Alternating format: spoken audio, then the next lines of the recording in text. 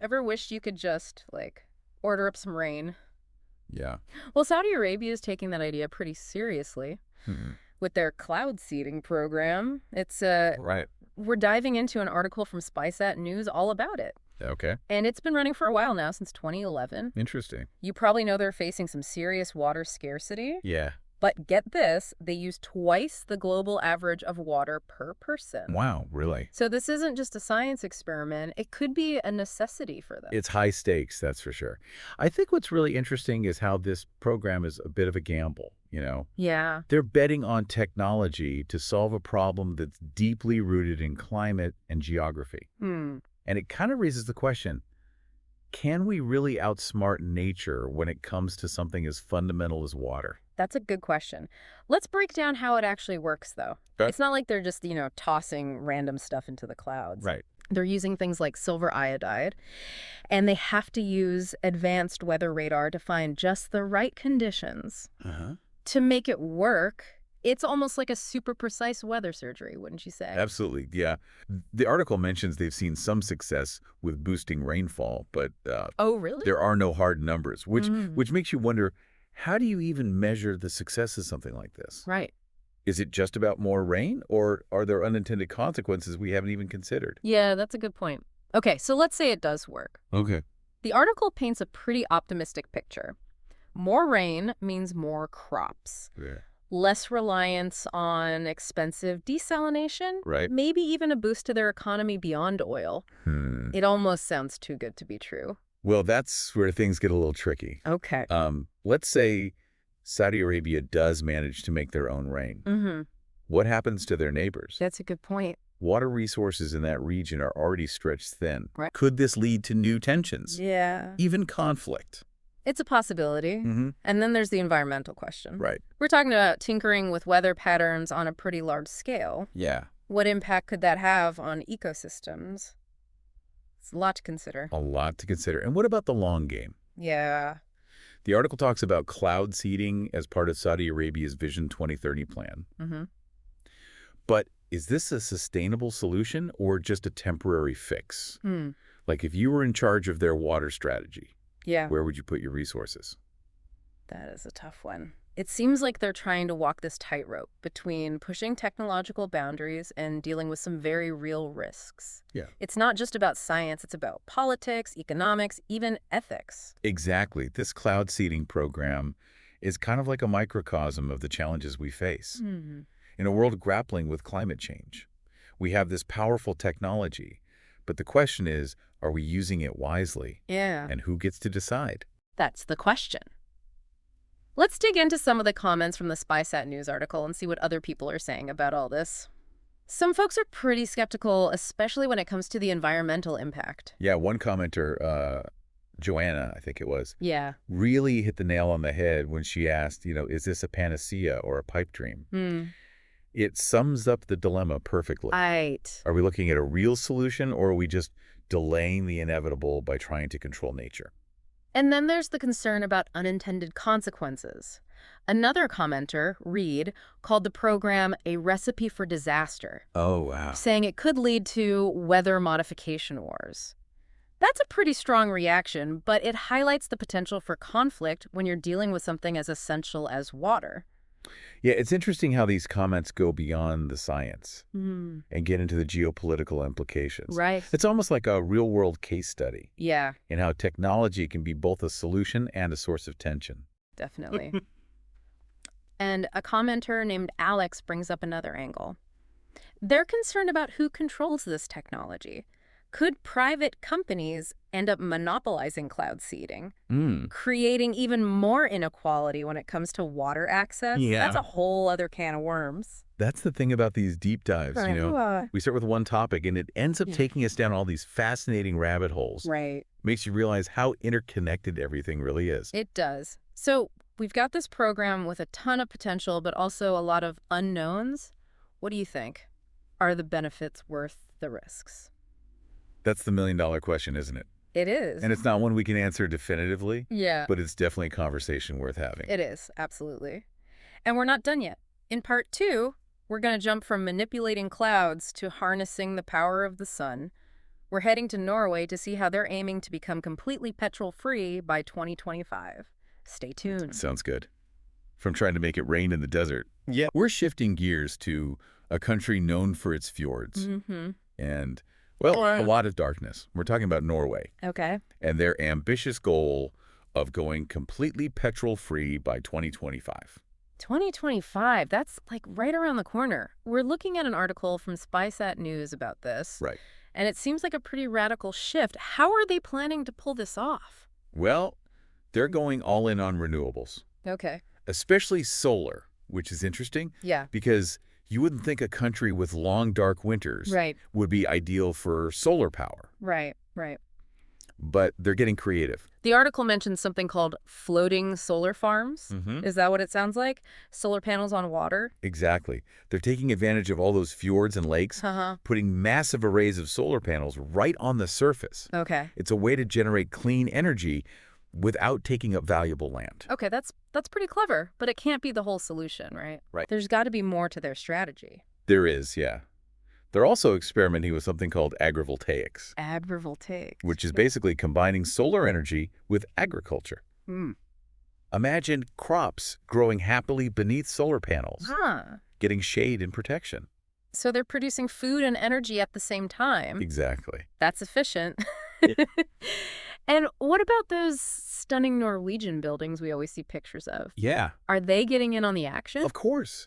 They're incorporating solar panels directly into building designs. We're talking solar rooftops, Okay. windows, Wow. even facades. It's not just functional, Right. it's aesthetically pleasing too. It sounds like they're really trying to maximize solar potential wherever they can.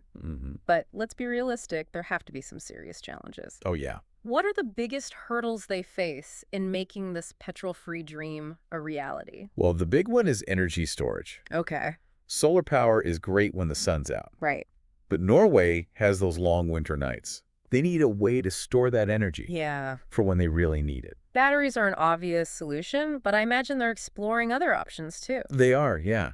The article mentions pumped hydro storage. Okay. It's like a giant natural battery. Huh. They use excess electricity to pump water uphill Oh, wow. and then release it downhill through turbines when they need to generate power. So it's almost like using gravity to store energy. Exactly. Pretty cool. Yeah.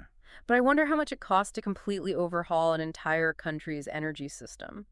Well, it's a massive investment, no doubt, Yeah. but they're looking at the long-term payoff. Okay. Less reliance on fossil fuels means they're not at the mercy of fluctuating oil prices. Right. Plus, there's the whole job creation aspect Yeah. in the renewable energy sector. And of course, the environmental benefits are huge. Cleaner air, Yeah, lower carbon footprint, absolutely. a real commitment to sustainability. It's Yeah. impressive. But I'm curious what the SpySat News readers have to say. Are they as enthusiastic as Norway seems to be? Well, it's a mixed bag, really. Okay. Some people applaud their ambition, Uh-huh.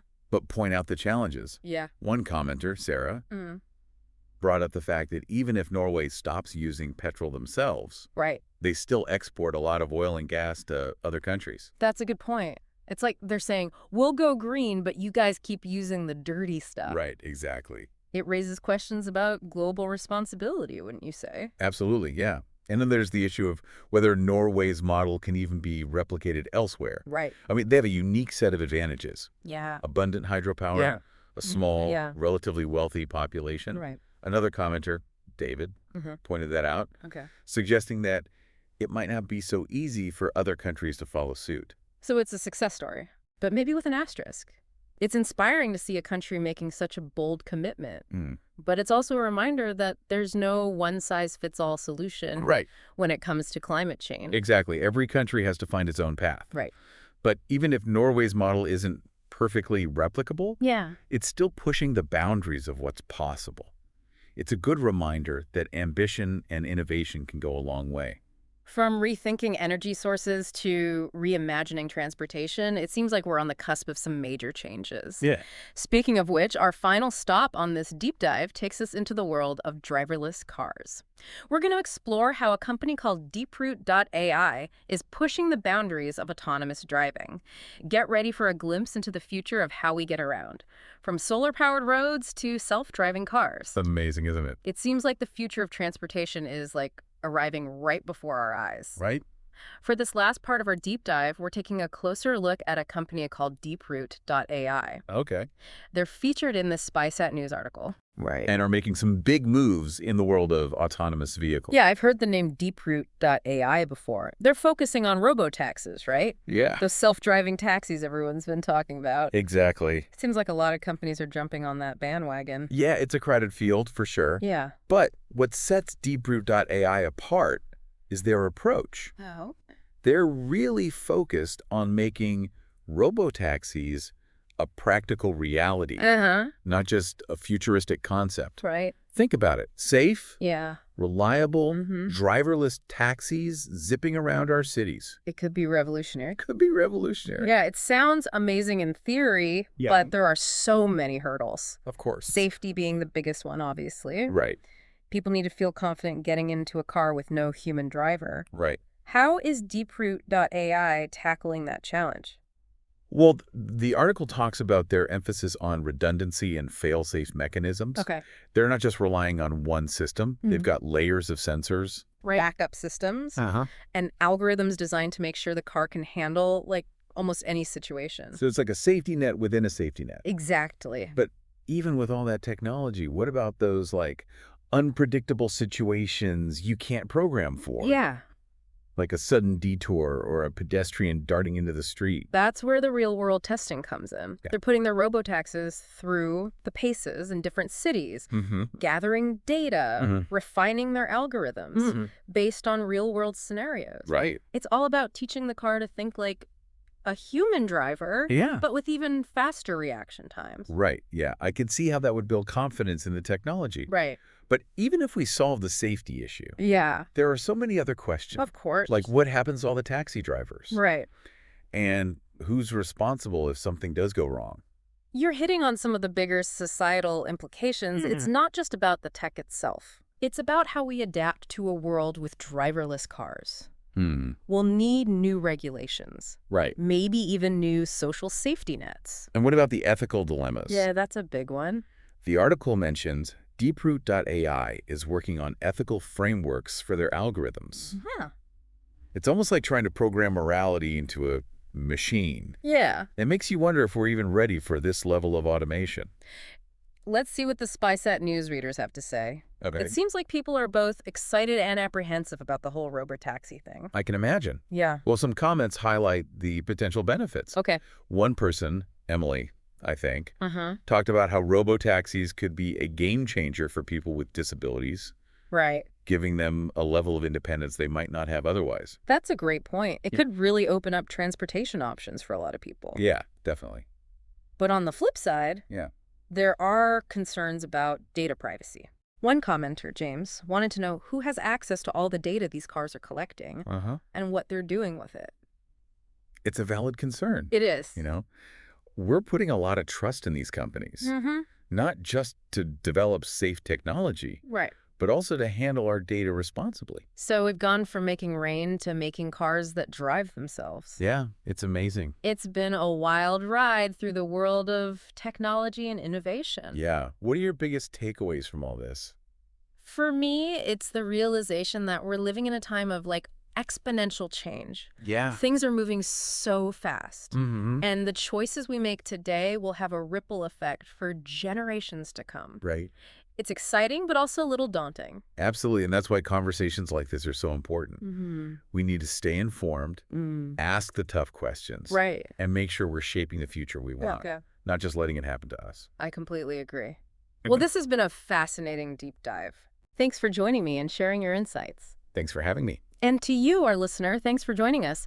We hope this has sparked some curiosity. Yeah. And maybe even some healthy debate. Absolutely. Until next time, keep exploring, keep questioning, and keep diving deep into the world around you